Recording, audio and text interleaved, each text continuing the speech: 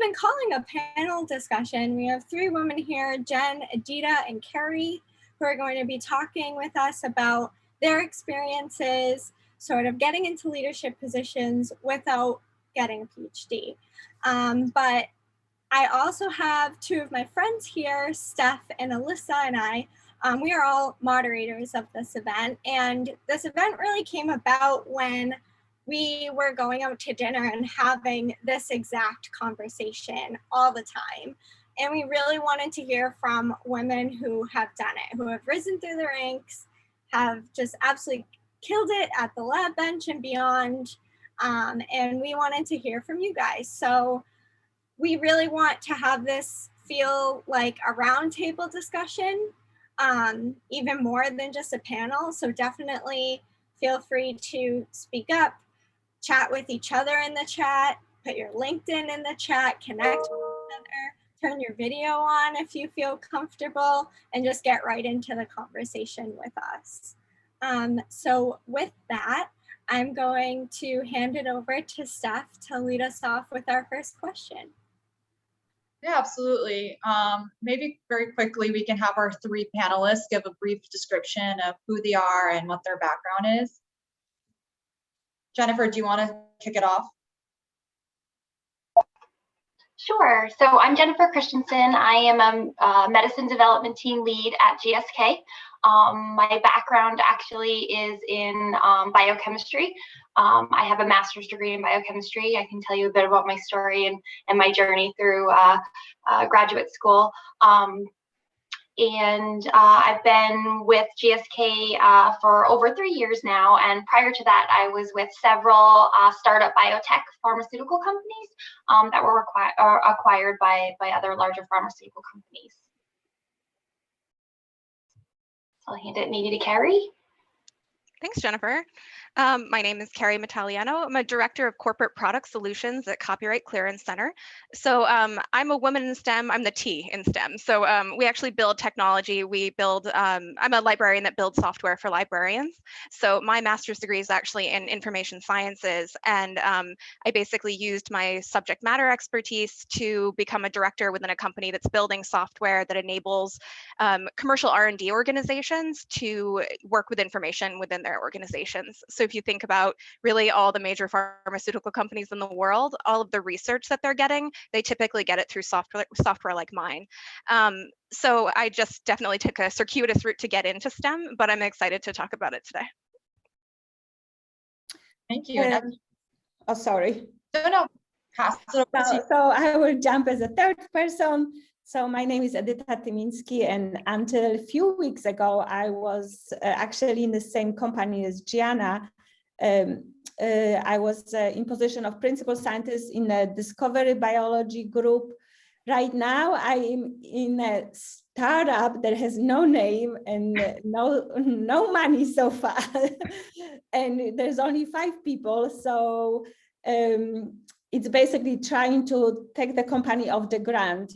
It's challenging, but at the same time, it's very exciting. And I got here through actually working, started in academic position in MGH, then work in small company, went then to big pharma, Merck and Pfizer, and now did exactly 360-degree switch and back to a small startup company. So it seems like the entire spectrum of biotech and pharma in Boston area. I have a master's degree in biology, but also an MBA while working at Pfizer. And that degree I achieved in 2019. So I'll stop there.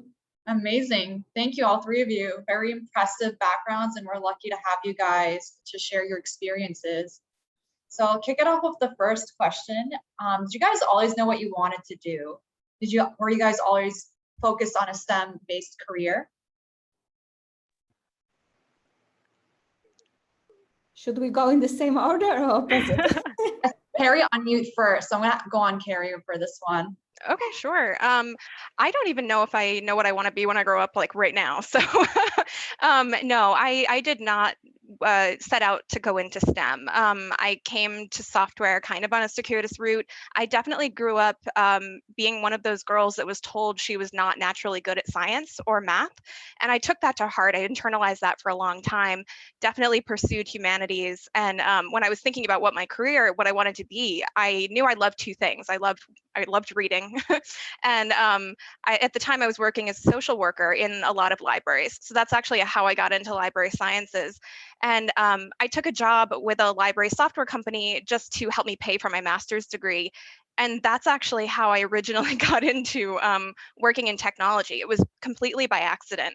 And over the course of about maybe 5 or so years, I became the premier expert in our software within our company, and I became the subject matter expert in information management for commercial organizations, just by working with actually people from GSK to Merck to Pfizer, like all the way down to the smallest biotech, working with the librarians, the information managers, and the researchers within organizations that are working with literature to just understand all of their problems and challenges. So I took basically all of that knowledge and became, use that to move up in my company and become the person that can really define what is the strategy we're going to take with our software? How are we going to discover the problems that the information challenges for all of these organizations, and then turn that into our software? So I might not be the person coding, but I'm the person that decides what we're going to code. I'm the one who then passes it down to the engineers to say, here's the direction we're going to go, build this, and I'll make sure that companies use it. So definitely a different way of thinking about STEM. I think it's not necessarily like there's one way to be a woman in science. I definitely took more of a business route coming completely from left field. But I think it's a valuable way to think about it. There's so many different roles within an organization that you can still contribute. Thank you for sharing that, and also highlights that requires a vast array of leadership skills and making those no-go decisions. So that's phenomenal. Thank you for sharing that. Jennifer, do you want to share, did you always know what you wanted to do?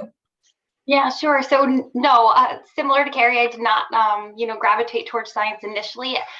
Having been the first person within my family to actually go to college, I kind of naturally gravitated towards perhaps I wanted to work in healthcare, be a nurse or a PA, or and when I went to undergrad and I started my journey through education, I realized I actually really enjoyed chemistry, biology, biochemistry, and I had gotten an internship early on to work during the summer. And that's really where I saw the breadth of what I could do with a science degree. And I didn't realize that, there were jobs like a program team leader or project manager or someone who could really take a medicine and go from a benchtop scientist all the way through to development and then to, potentially commercialize the drug if it was successful. And so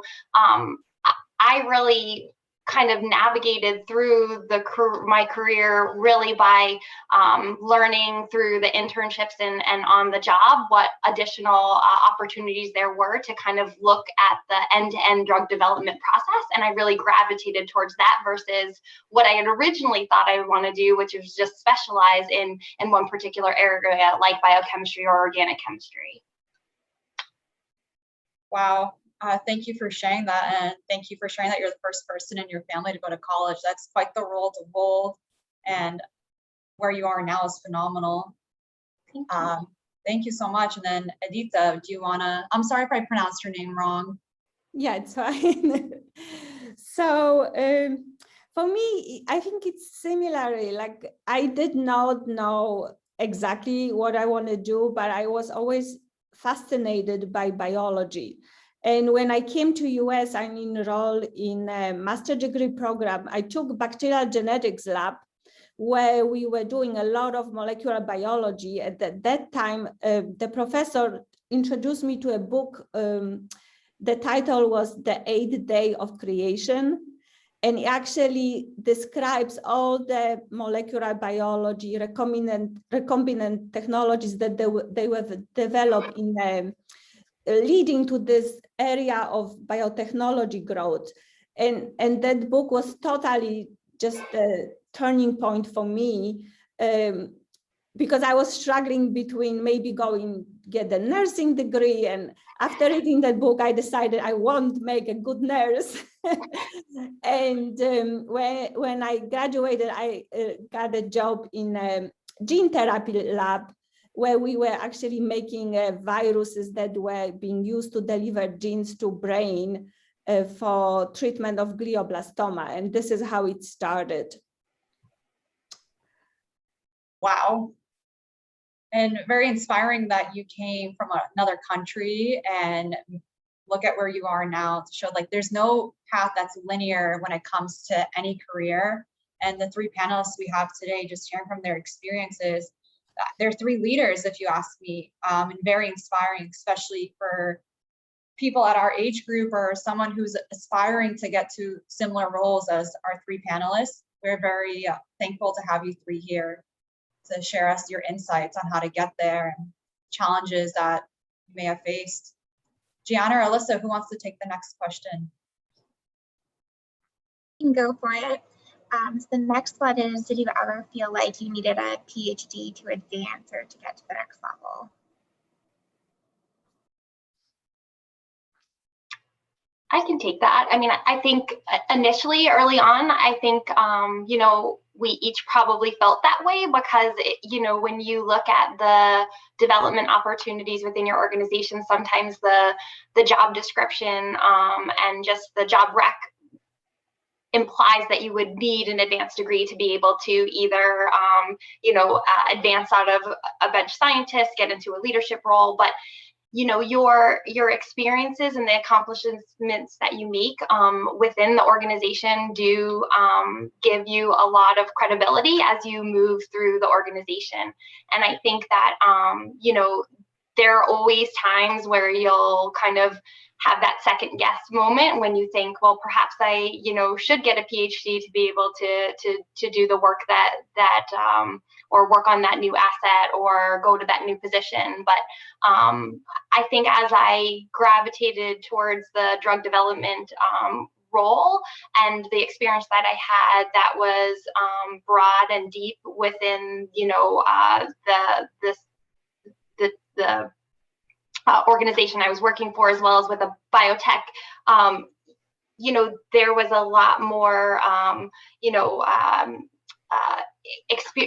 emphasis placed on that experience and those accomplishments that you had. And so eventually that that second guessing and that uncertainty that you feel does go away because you've kind of embraced the fact that you have chosen not to go down that career path in terms of getting the PhD. And from here, you're going to really excel and, you know, get those accomplishments to be able to gain that credibility with the organization and the different roles that you're in. Yeah, I agree with Jennifer. I mean, I think it was really, for me, I didn't have a drive inside to have a PhD just so I could call myself doctor. Like, I was only going to pursue a PhD if I needed it for the career that I wanted to build. So I did a lot of research. Like, when I was kind of at a crossroads with my career, I researched whether a PhD was going to help me advance in my field. And I learned that ultimately a PhD was only going to help me, and only a little bit, if I was going to pursue a career in academia. And that turned out not, I mean, I never really wanted to be in academia, so it just turned out that wasn't the way that I was going to distinguish myself in my career and on my resume. And honestly, like, committing to a PhD, that is a long-term commitment. So you have to be, or I felt that I had to be really sure that that was something that I wanted to do, you know, living with a reduced salary or no salary at all, depending on the PhD you're going for a long period of time, maybe in a city that I couldn't afford. Like, there's an inherent privilege in getting a PhD, I think, that you kind of have to weigh, like, where you're going with it, how it's going to help you in your career, whether it's going to get you to where you need to be, and whether you can survive and you have the privilege to live in a certain way for the time it's going to take you to get it. So I was definitely able to make the decision not to get a PhD, which speaks to the field that I'm in. But I know that I've also worked with a lot of people, especially in R&D organizations in pharma and chem and other companies that are doing R&D, that actually moved into information management from the other direction. They started with a master's degree in biology or microbiome or something like that, some sort of subject-specific science, and then instead of getting a PhD, became the expert researcher within their organization and became the information manager. So it's interesting, you can actually take it in a variety of directions. For me, if I wanted to be a librarian for a big pharma company, I would probably want a stronger background in science so I could be helping them do the research they need for their specific, the drugs being developed or the areas of research. So I guess the short answer is no, I did not feel pressure to do it, but I definitely thought about it. Yeah, and actually, to bounce off of Carrie, I actually started a PhD program in organic chemistry at Brandeis University, and that came based on my background. I was the first one to go to undergrad, and then to be able to go to graduate school, like, this was a huge accomplishment. And after my first year that I was there, I thought, boy, I'm not sure that I want to be a bench chemist for the next 7 years. And at the time when you were a chemist, the jobs that you could get or the careers that were out there for you were working for someone like Albany Molecular doing scale-up chemistry. You weren't doing the type of work that I was doing when I was an undergrad intern, which was actually, what I didn't realize was that I was in a biotech, so I wore many hats. So I would, synthesize the molecule, I'd radio label it, I'd run my own biodistribution studies, I'd analyze the data, and then I'd come back and then I'd, make an assessment as to whether, we needed to tweak the molecule in a particular way. I was able to work with the biologists, the physicians, the manufacturing. But then when I was in grad school and I felt as though I was kind of narrowed into only doing organic chemistry, I really had to think about what I was going to do, because to me, I felt like if I was to not complete the PhD program, I had a sense of, like, was I a failure? Was I making a big mistake? And, was that disappointing to my family? And in fact, it took a lot to really, make the choice, but I went to my advisor at the time and I spoke with them and I said, this is the background that I had, previously before coming to Brandeis. And I felt as though, perhaps a PhD in organic chemistry was not really what I wanted to do for my career. And I was able to work with the professor to be a TA, to be able to leave with a master's degree and not have to pay back that grant. But at the time, it was a really hard choice. And I'm sure there's a lot of you that maybe were struggling with that, and whether that, not getting a PhD translates to not being successful or disappointing.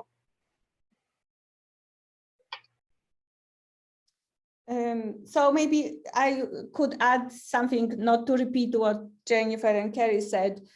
Definitely in a business environment, there is many more ways to be successful other than just achieving PhD and going the more classical route.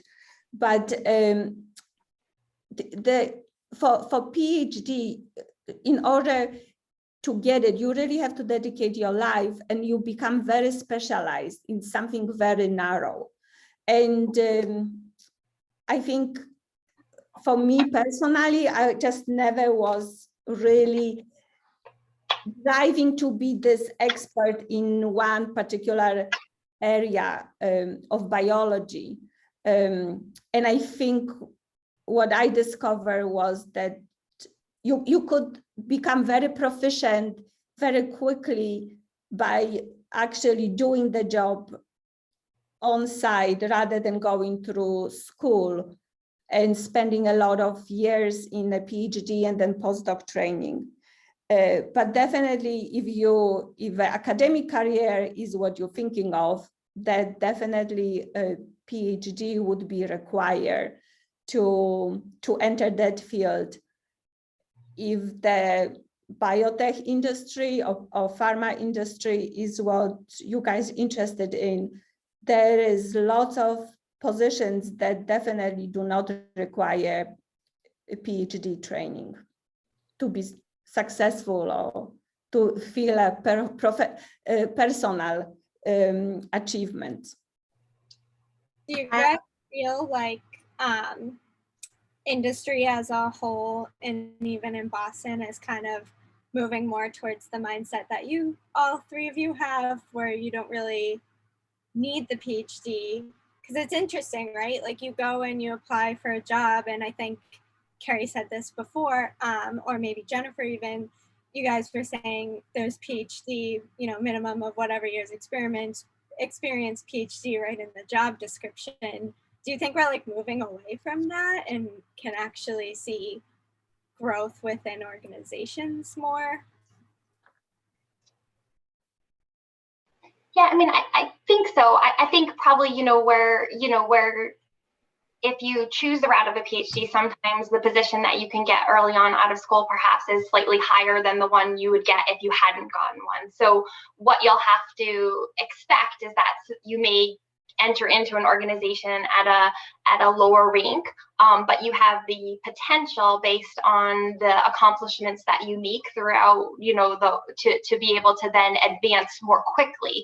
So it does take a bit of grit and work, because initially on that, first or second, job that you take on, someone with a PhD may end up being able to get a slightly higher position as their entry level position, but you have the potential to, surpass them over time.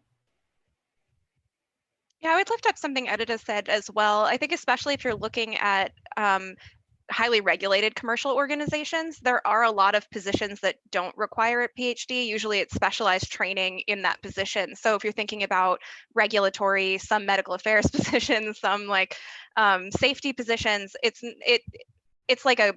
a nice to have, but not a necessary to have. So that distinction between a commercial organization and academia, I think really does play into it. So I think what'll be interesting really will be to see if academia will change at all in the coming years, especially as like there are so many positions open right now and the market is really changing more towards the employee than the employer. The perks to join a company are going to get so big, like how are universities going to respond? I'm kind of curious to see that just as an observer of the market, I guess.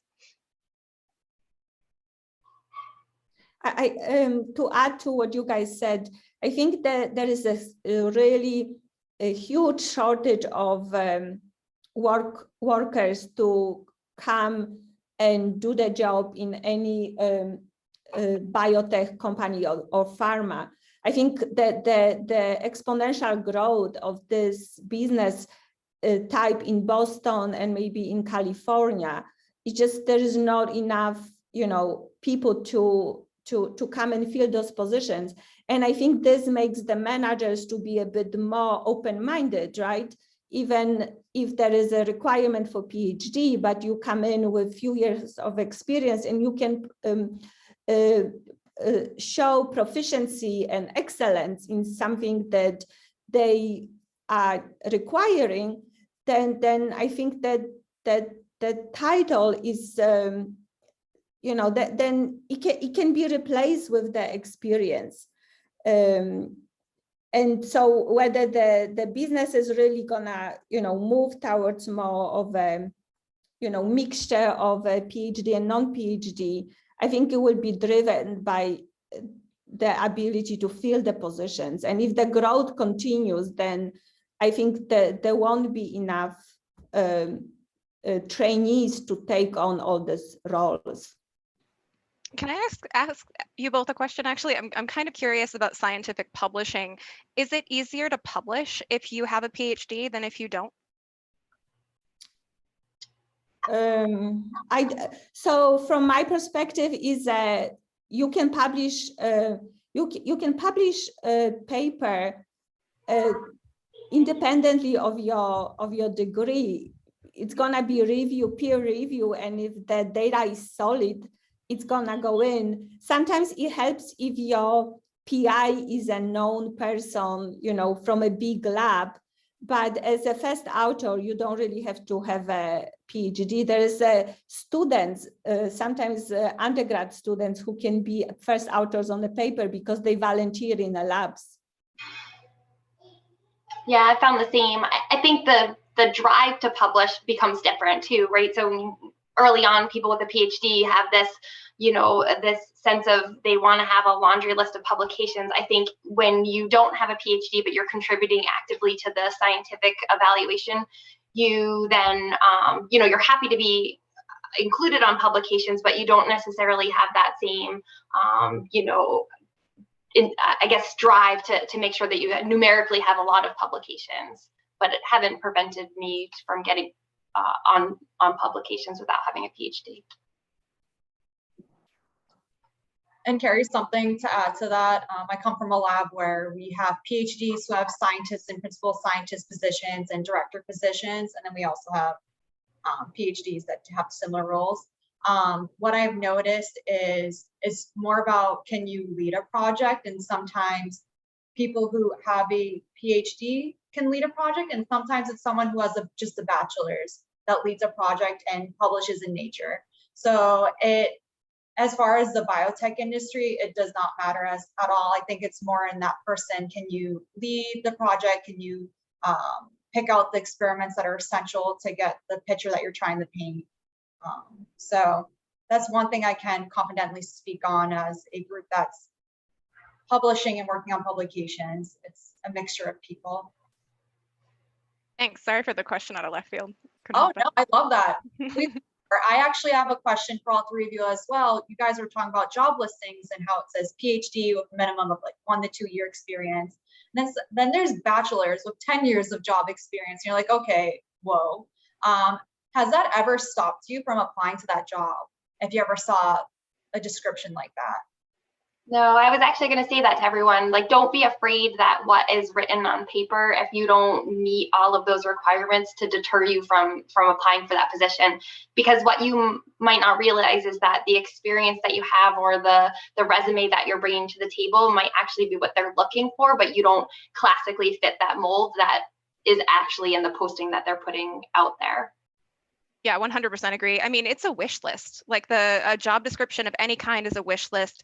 They're looking for a unicorn, but they're not necessarily going to find one or expecting to find one. And I can say this as a hiring manager, like we throw everything into a job description because like that's the ideal. But I know for me, I like a weird variety of options when I'm looking to hire someone, because it's as much about personality and drive and background as it is about, do they check enough boxes off of like the algorithm that checks if they're using the right words in their resume. So yeah, I wouldn't be afraid at all. I would say that for, especially speaking of that algorithm, tailoring your resume to make sure you use as many of the words as they do in the job description actually does help kind of float you up to the top a little bit.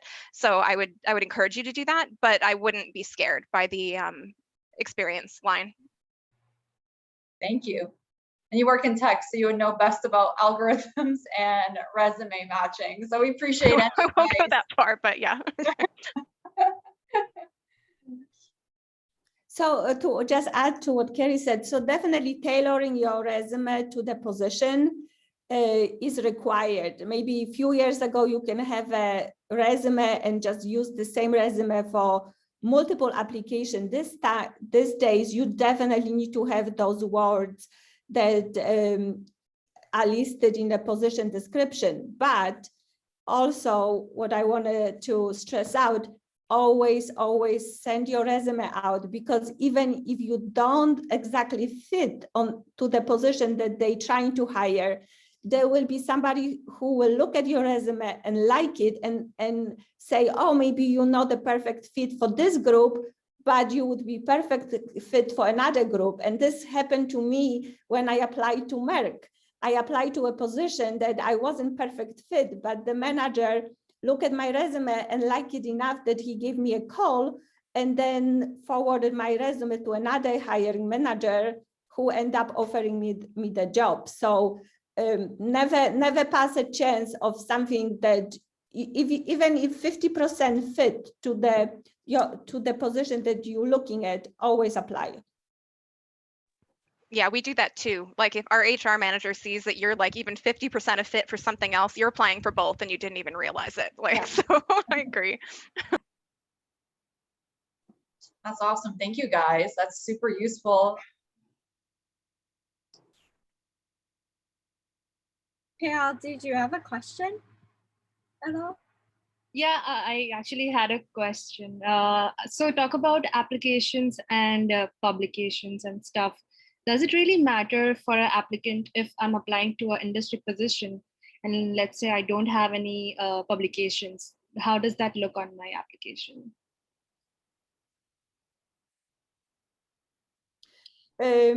I would say that for a research associate position, the publications are not really required, and unless you really want to lead a group in a discovery biology, which looks at particular pathway or particular cell type, you would need to demonstrate your skills in this particular field. But as a research associate, I think you just need to demonstrate skills and try to list as many techniques that you can sufficiently perform, and maybe bits and pieces of a project that you were involved. I think publication is just icing on the cake at that level. I see. Okay, thank you.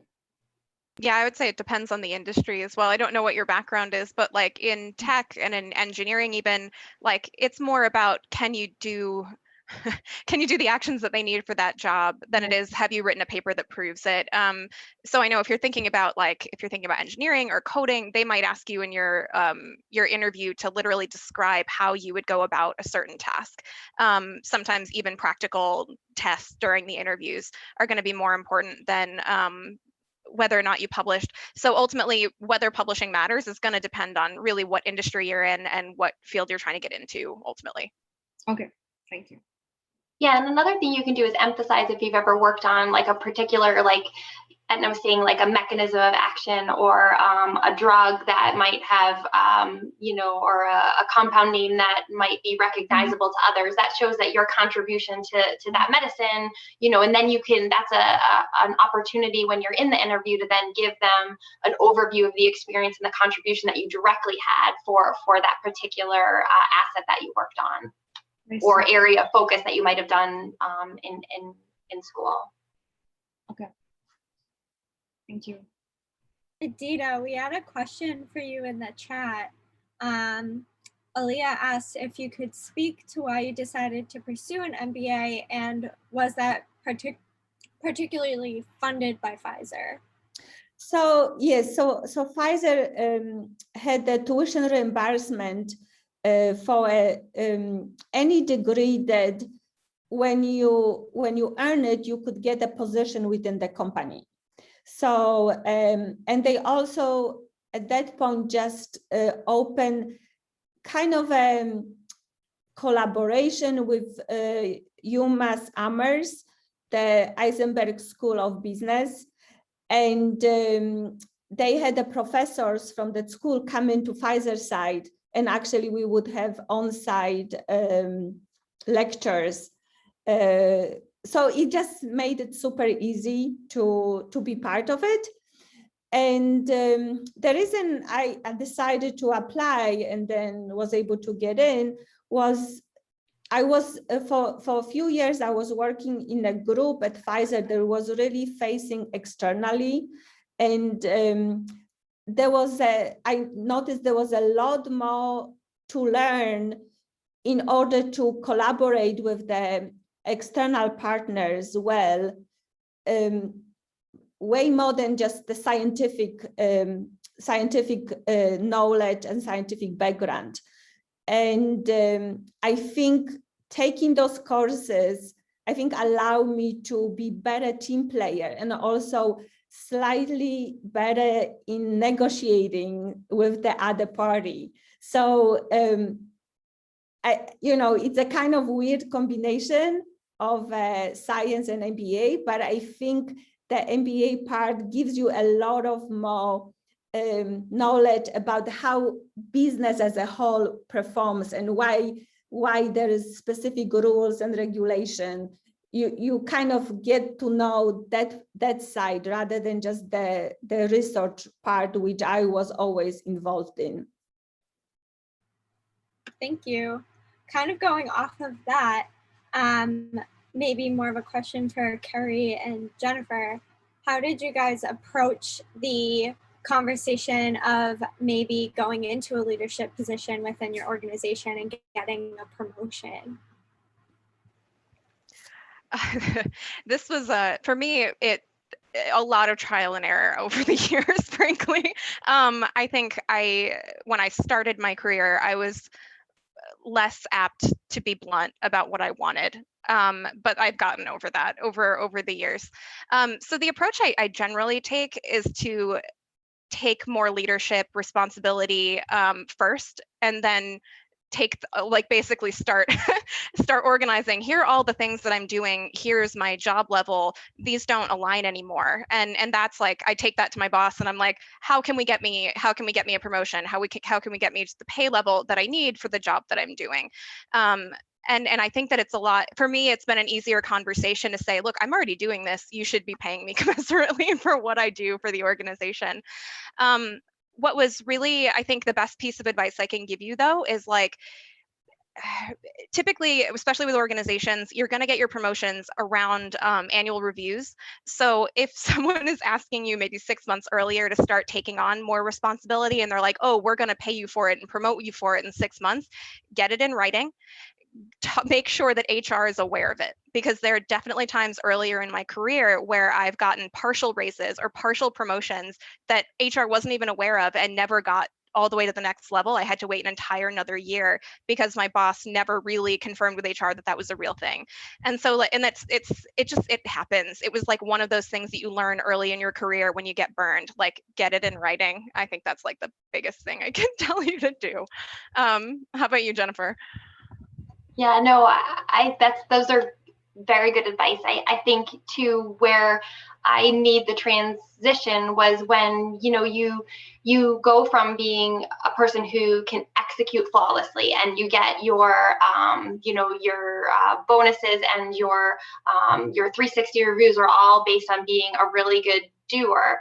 But then there's a moment in time in which you realize that you have to make that shift into being more of a strategic mindset, and leadership training and how you lead, how you present, how you show up at different meetings. It's not necessarily, you make that shift from being like you get rewarded for doing, you now are getting rewarded for leading and how you're doing that work. And so for me, it was definitely, I had one difficult review in which I had really nailed all of the objectives that were required for myself as well as for the program I was taking on and as a project manager. And really it was that time when the manager sat down and said, well, although you've really like knocked it out of the park when it comes to completing all of these tasks, you're viewed as a task-oriented individual, and that you are not perceived as being someone who's strategic and a leader and have that, that acumen. And it was that moment that I was thinking like, well, wait a minute, I thought you get promoted based on all of the accomplishments and the achievements that you have. But it made me realize that I needed some, formal training on, some leadership training that the company was offering. And so although I was disappointed in terms of the review, it did make me self-reflect and be introspective about, well, what could I do differently and what other training could I acquire that would allow me to make that transition from being a doer to a leader. Oh, that's such a brilliant point. I think I realized while you were talking, like, you have to be the kind of person who wants to be a decision maker. You have to be a kind of person who wants to be a strategist. Like you have to be, that person that doesn't want to be in the weeds, but wants to direct in some ways. And like, that's not for everybody. It is a skill that you can develop if you want it, but it doesn't make you like bad at your job to not become a manager, or bad at your job because you don't want to be a leader. Like, I think we all have the aptitude. but it doesn't mean you have to go after it. I was definitely the type of person who was done with like other people making the decisions about our company. I was like, I know where we want to go. I really want to be the person that helps us get there. And so I strove for those positions and I like took those leadership opportunities. That's just the type of person I am, but like it's not what everybody is. And I think that you just kind of have to recognize in yourself, are you that strategist or are you a doer, and build your career based on that.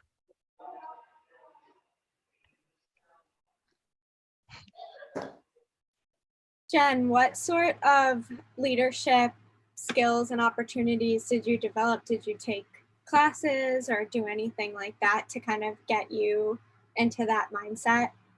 Yeah, so I did take a formal course that our organization was offering. It was a lead program that was actually a leadership program that was not specific just to biotech or pharmaceutical industry, although predominantly the women that were participating in the program were. I'd probably say it was probably 75% were, but it was across all different industries. And what was really neat about it, initially I was like, oh gosh, here's another training with, networking and, what was I going to get out of it? But, when I took the time to actually, be really thoughtful about this program in which I would have to focus one day a month on a particular topic that they were, going over, whether it was, leading and how you're perceived, or whether it was about, they even had a course on wardrobe and look and how you should present yourself when you're with an organization and you're leading individuals, that they talked about your suitcase and the luggage and the baggage that you bring, and then what do you want to go and to wear. And I really got a lot out of a course in which I was a little bit apprehensive to take at the beginning, because I thought, well, gosh, when do I have time to focus just on me and on my own, development, when I have all kinds of work to do, and now I'm starting a family and all kinds of things that were going on. But I will say that if your organization offers these types of leadership programs, definitely, go after them. I know GSK in particular has some that are even offered within the company and sponsored by the organization versus one that you have to go external. So, I recommend, you to look into those things, talk to your managers about what is offered. Because, sometimes you'll be surprised at, if you take that time to really, focus on you and your development, you'll get a lot out of those types of courses. Awesome. I agree. I'd love to hear which one you went to, Jennifer. I just did one. It was a four-day women in leadership seminar called Strategies for Success with the Commonwealth Institute here in Boston. It's an organization that helps women leaders and really highlights women-led businesses across the state. But it did basically everything you said. It added in things like looking at your emotional intelligence to figure out what type of a worker you are, what type of a leader you are. Also did a lot with DEI, diversity, equity, and inclusion, which I think is really important, especially as you're figuring out how to be a leader within your organization. How do you also make it an inclusive workspace? I really liked it, and I think it's very good to get as many women who want to be strategic thinkers and leaders talking to each other and learning from each other. So yeah, anyway, I'd love to hear an email which one you went to. Yeah, and what's nice is yours was it looked like probably an intensive, 4-day course in which, you could set the time aside to be able to focus just on that program, where the one I did was the lead program. It was once a month for nearly 10 months. But we had mixes between,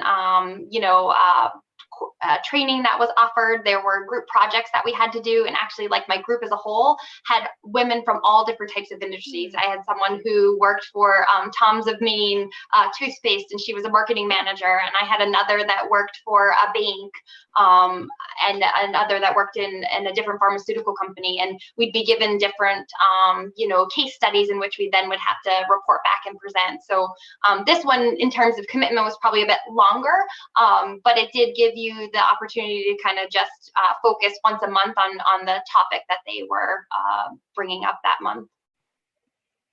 That's Very awesome. cool. Going off of that, Women Accelerators actually launched their first coaching program this year, and it's led by Kim Menninger. And the whole theme of the program is coaching future women leaders. And we go over some of the topics that you two are both talking about. So definitely something interesting to look into. And you also walk away from the program with a certificate from Women Accelerators. And that's something that you could post on your LinkedIn, and it runs for a couple weeks during lunch, and it's definitely something you can at least put into your resume and talk about, and should be able to give you similar skills. Going off of what Jennifer was saying earlier about, like, you know, how you show up, what you wear, things like that, did you ever find any obstacles communicating as a woman in a male-dominated area such as science or technology? And then did you ever feel like you had to change your person, your outfit, your hair, or anything like that to be taken more seriously at work?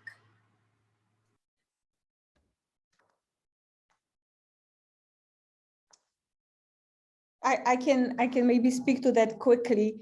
So I think there is definitely barriers to effective communication, and women tend to downplay themselves a lot, and seems like the more you present yourself on the outside by self-promotion almost, seems to have a big impact. And it's not about bragging, but to some degree it is to be assertive and say what you want, be on a point, because I think that if you have a conversation with people, sometimes they don't have the time. So be quick, say what you really want to convey. The one thing that can help with that is a book that somebody offered at some point to me. The title was Brag, the Art of Tooting Your Own Horn Without Blowing It.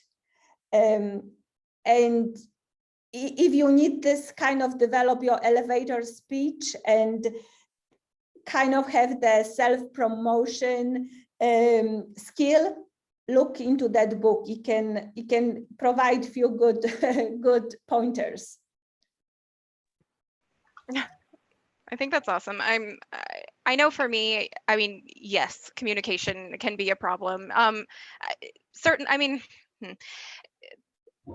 lucky that I work for a company that has a lot of women in leadership positions, but there are departments that are very male dominated, and especially engineering and IT, which are very traditionally male dominated industries in general. I think the thing that I probably hate the most is when someone mansplains something to me and just starts it out with what you need to understand is, and then explains something very simplistic. I think it drives me absolutely up the wall. And I'm definitely not the type of person to let that kind of thing slide. I think what's interesting though, it's not just communication with men. I think that's also, it can be communication with your own, with women as well. I know I've had several bosses who have cautioned me to not have any displays of emotion at work. And this is one of those things that I think might be a generational difference. I think that I know for me personally, when I'm angry about something, it comes out as I tear cry, like I anger cry if I'm like really passionate about something. And that is seen as too much emotion at work. But that is a valid form of communication. And I think that for some generations, that's definitely changing, like recognizing that different people communicate in different ways. So while I would like to say, oh, it's the difference between men talking to women, I think it's also generational differences, and even just learning how to communicate effectively in general is just a difficult thing in the workplace. Gianna, you'd also asked about like how to dress. I think that was, for me anyway, it was more of a societal thing than a workplace thing. Like work, they have a dress code, but I think society teaches women that they need to look and act a certain way, which impacted me a lot more when I got into the workplace than anyone that I ran into in the workplace. I mean, I was an obese woman working in a in a corporation and being told in society that I was going to get paid less because I was not only a woman, but I was also overweight. So like I had to prove myself as not being lazy or not being in any way dumber or lesser just because of the way I looked. And some of that was, I mean, I really think that was more societal though than anything that I ran into in the workplace, which is interesting. Yeah, and I think one thing is, like we said, women tend to be insecure and not confident, right? And I think what you have to realize is you have to embrace how you show up, what makes you feel the most confident so that you can be your best self when you're presenting in any type of forum. And so it's not about necessarily about changing any of the of your your hair, your outfit. It's being thoughtful about how, what look do I want that gives me the most confidence when I go in so that I can either lead that team or give that pitch, what allows me to be my best self, so that I can project that confidence. Because as soon as you're not feeling confident, that's where I think women, we tend to be really quiet, or we think there's something wrong with us and that we should change something about us. But it's just really looking at yourself and saying like, okay, well, what makes me feel the most confident when I go in to do the job that I'm trying to do.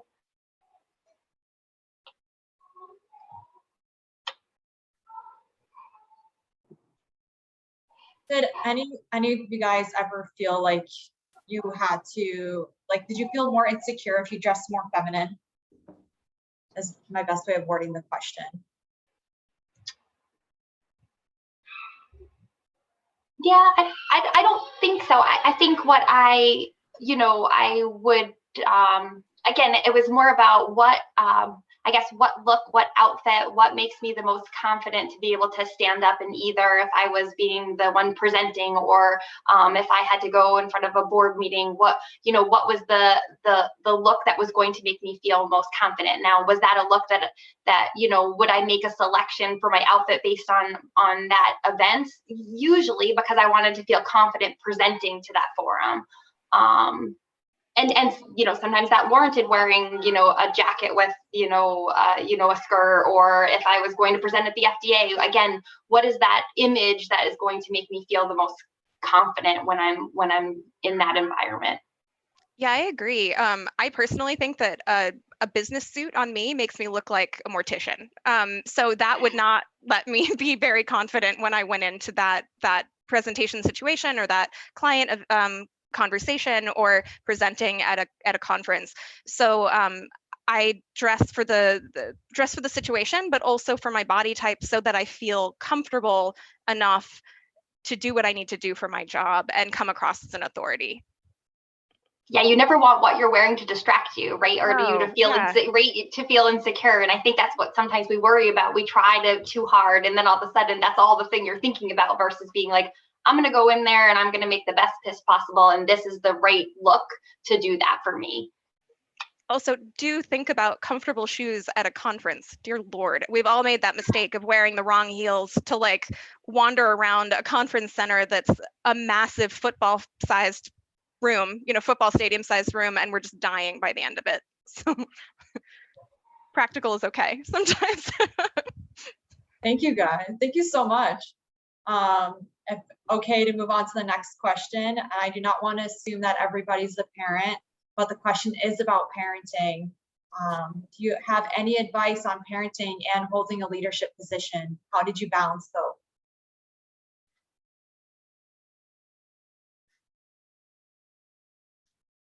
Whoever wants to take it. I'm not a parent, so I'll go last.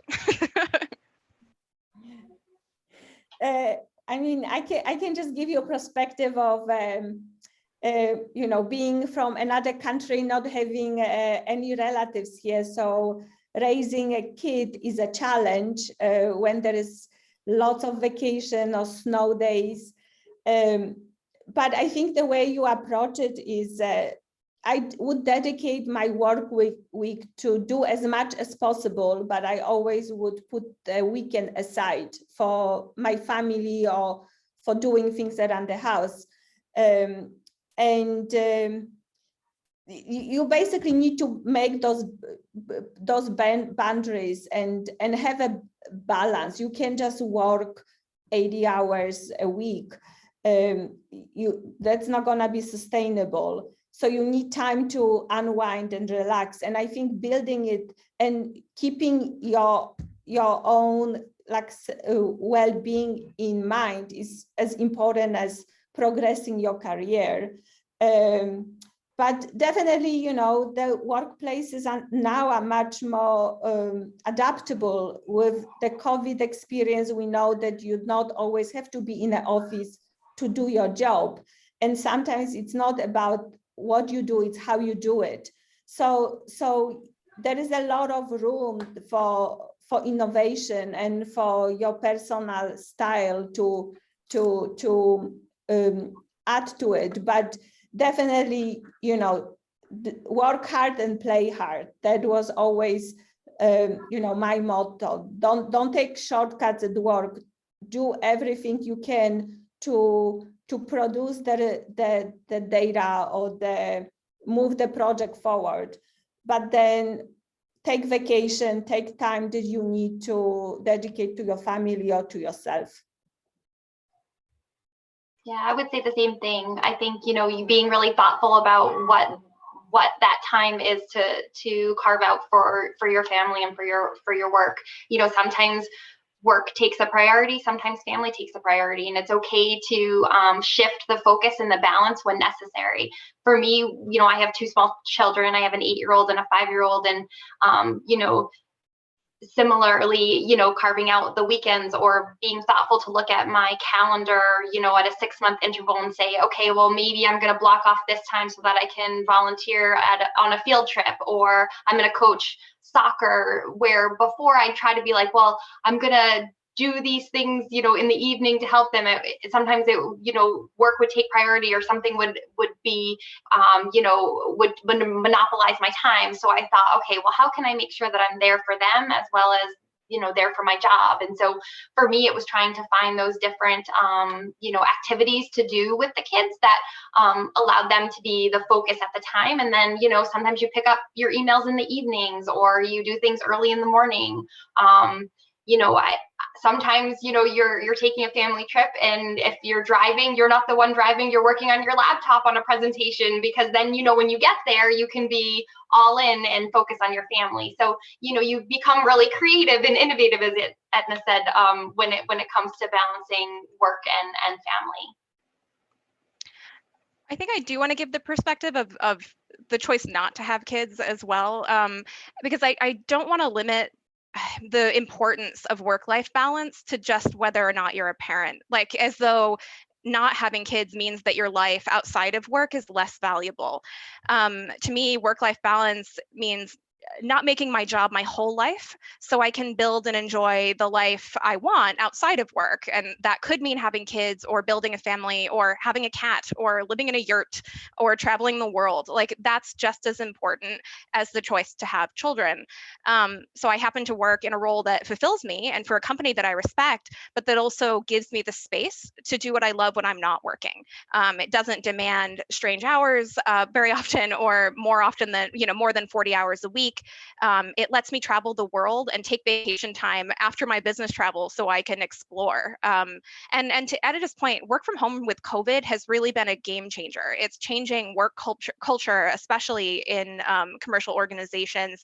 What it means to be in an office is changing. So where your office is changing. I know for me, that means because I made the choice not to have children, I have the freedom now to work wherever I want in the entire country, possibly the world if I choose to leave the country, right? And I can keep my job that I happen to love and I happen to be very good at.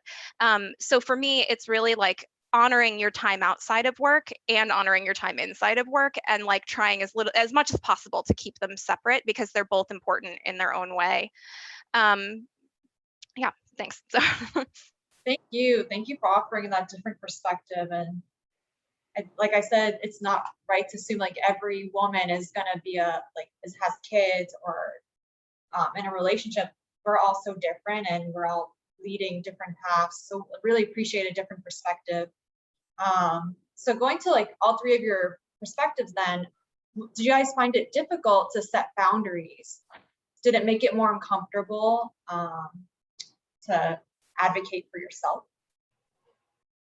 Well, I think like Carrie said, you learn to find your voice. It didn't happen initially, right? I'm sure that all of us didn't set great boundaries initially because you felt as though was that going to penalize you for you know, saying you couldn't do something at that time interval, or you you know, had to prioritize something, you know, outside of work. I think you over time you're able to advocate for yourself and find your voice. I'm probably going to regret saying this because Edita's actually European, but I had a very American mindset about work for the majority of my 20s. I was afraid to take sick time. I would go to work dying and still work because I was afraid if I didn't work, someone else would have to pick up the slack for me. And it was just inside of me that that was not okay. I literally lived in Germany for 1 year and that all went right out the door. I realized that there's such thing as workers' rights. There's such thing as having work-life balance. There's a world outside of work, and like we should have the ability to be sick and like to have time away from work that's just okay. And so like that actually, for me, it was my formative experience, my way of shifting my mindset to, oh, I should have a life and I should be able to say to my boss, I'm taking the day off because I'm sick. I'm not coming into the office. Just I'm taking my vacation and I'm taking all of it, you know. That's how I did it. I'm sure that other people have done it in different ways. It's just that was the thing that helped me get out of that very American mindset. So yes, to see the two sides of the Atlantic. So if I talk to my sister, she's always amazed how little vacation we have here, right? You know, the parental leave and all the other benefits are much different in US. But again, it's like you need to set the boundaries and you need to take care of yourself. And you won't be good for the company if you're not, you know, taking care of yourself. So yes, it's kind of hard when you're young and you in junior position, but you know, if needed, step up and say you will take care of it, do the extra, come if it's required, stay late, come on the weekend, whatever, but then, you know, don't apologize for then taking time off, taking vacation. Don't ever leave this on the table. Some companies allow you to roll it over. Some companies if you don't use it, you lose it. And this is too precious to take care of yourself from like when you're young, because once you more mature, you will discover that you can't handle as much as you used to could do when you were younger. Yeah, and you realize that mental time off that you have actually makes you more productive when you come back. And so it's that realization of like, oh, well, I'm gonna put in a max amount of time, and then when I'm off, I'm actually a more productive and successful individual when you do come back, because everybody needs that recharge. Whether, you know, you really need to set that time and those boundaries, whether it's, you know, on a daily basis as well as on a, you know, more of a week's vacation. You know, do take that time to set those boundaries, because you will end up being more productive than you think. Thank you so much. This is amazing, and everybody here can gain from this. So I really appreciate it. And I see that I think we have a question from Camilla. Your hand is raised. Yes, hi. I have one question for Edita. What is as someone coming from another country, what is your biggest tip to succeed in the US, like, as a STEM woman? So I think don't think about yourself that just because you came from somewhere else, you're not as good as people who are born here. And so there's always the language barrier. Learning English when, you know, I was 22, so it's hard. I always will have the accent, so people who talk to me, they know right away I'm from another country. But when I'm at work, I don't feel like there's any separation between me or anybody else. And also in STEM or in pharma, you will see that there is lots of people from other countries. So this environment is very open to, you know, people with different experience and different point of view. The only thing that you want to do is you want to try to do as good job as you possibly can. So, you know, do the extra when your boss wants to have the data fast. Try to you know, show that you really care, because I think this way, if you really show you really do value your job, I think people will then see you as a very valuable team member and will never, you know, pay attention to your accent or, you know, where you went to school somewhere in another country. So I think it's just like this drive. You have to have the drive to try to be the best you can be. And then you just let the things roll by themselves. That was good advice for everyone, I think. Thank you. Thank you. Beautiful. I'm going to wrap it up with one last question. If you guys could go back to when you were first starting off your careers in biotech/tech, what is one thing you wish you knew? I know it's a little hard, so putting you guys on the spot. I can tell you that I think I kind of learned the hard way by making maybe not mistakes, but it took me a while to actually discover who I really am and what I'm good at.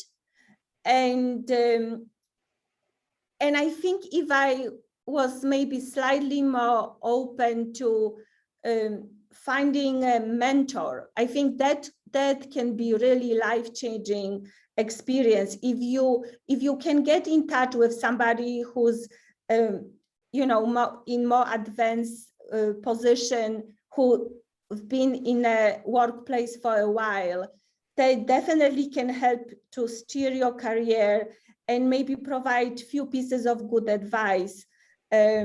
Because, you know, maneuvering everything by yourself, yes, maybe makes you develop thick skin, but it also has a price to pay.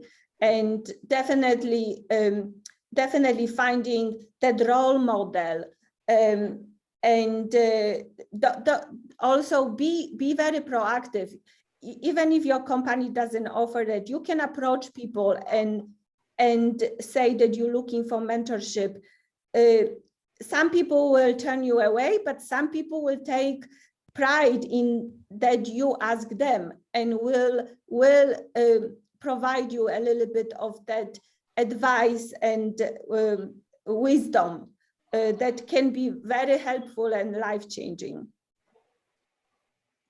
Yeah, I was going to say something similar. I think what I didn't realize is that, you know, everyone has a background that got them to the positions that they're in. And if you are willing to, you know, speak up and ask some of the women that are successful within your organization, you know, what was your background? What was your experience? What was your journey to get you where you were? You actually find that you can learn quite a bit from those individuals and their experience, and people actually really get excited to share about it, you know, their past experience. And I think you end up either being able to identify a mentor or an advocate within your organization that can help you early on find some of these additional opportunities. Because I think I was a little more, concerned with, how do I approach these individuals to ask them about, their own experience and how did they get there, and, and go participating in forums like this or in, different programs really help.